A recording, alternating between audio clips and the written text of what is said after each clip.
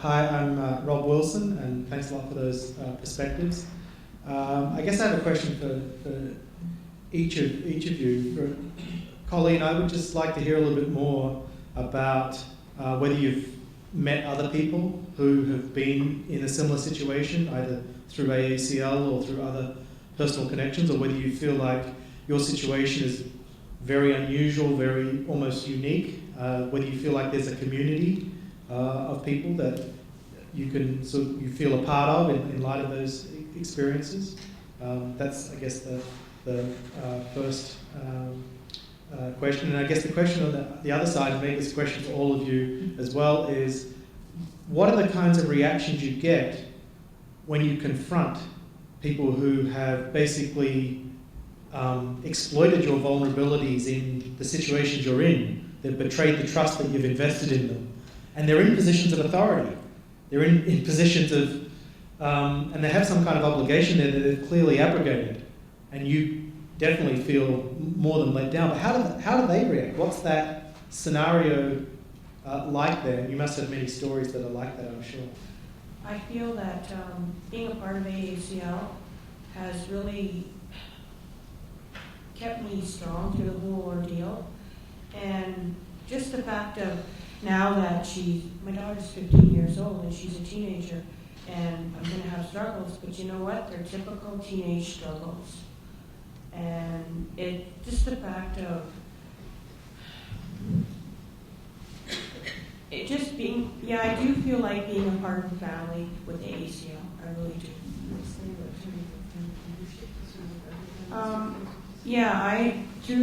Since this happened, last year I was in the leadership series and I really enjoyed it, and that's where I met Wendy and Sam.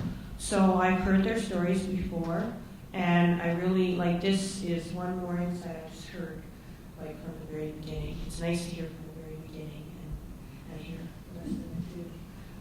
That's where I met them, and I do feel a part that there are a lot of people out there, but that have similar things happen to them.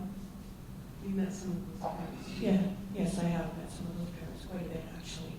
And I've stayed in contact with them too. And it's also through my daughter and the kids that she meets, she stays close to them too. I think one of the things that the meeting Colleen has been one example of a number of mothers and fathers, but particularly mothers we've met over the last 10 years as part of a longer term project that I've been engaged in with AACL and through AACL met Colleen. And yes, there's a very high percentage of children, perhaps over 60 to 65% of children in child welfare have one or more disabilities. Many of those children have been taken away from parents who may have struggles themselves with poverty, with disability, with other complicating conditions socially. And in fact, that the welfare system is very unsupportive of returning those children back to their families.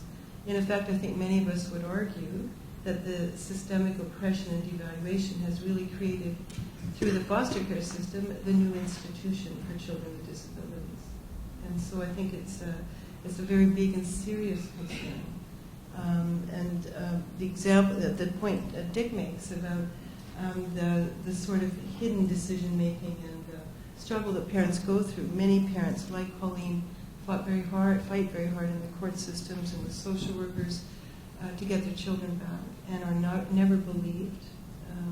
They are always being told to prove that they're good parents. They go through all the steps, and it's still not enough. And they're actually told quite often in the system, I think quite clearly, better you should fail and get over it and give your children away and stop thinking about being a parent. Colleen, do you want to share, you worked through part of this, right? Mm-hmm. What were you doing for work? I was working in childcare at daycare centers all over the city. Yeah, we forgot to say that part. Yeah. I just think that's a really important piece of all of this. There's so many ironies actually in Colleen's stories about how she was not allowed to parent, but she looked after many other people's children. And the comments I got from the parents, because I was very open into my situation, and the parents were like, you got your kid taken away, why? You take care of our kids. And they were quite happy with me taking care of their children. They didn't have any questions, any comments, any concerns while I was doing this. And like just even the fact that now I'm trying to open up a day home with, I have a private day home, but I'm trying to go with an agency. Yes, there's roadblocks because of child welfare involvement.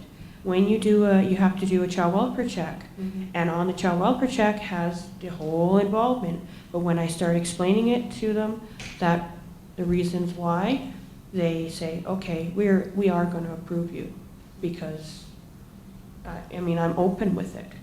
I have nothing to hide. The one other thing that I would add to that is that many foster care parents are excellent, but on the other hand, the child welfare system and foster care does not have a particularly good record in terms of if you look at the risk for abuse or neglect in foster care homes, it's considerably higher than it is for kids in natural families. And so in a way, not only is the standard artificial when we start to say, well, anybody with a disability we automatically assume cannot take good care of their child, but we're also assuming that foster care is a wonderful place for all children to be, and the truth is that in many cases it's not.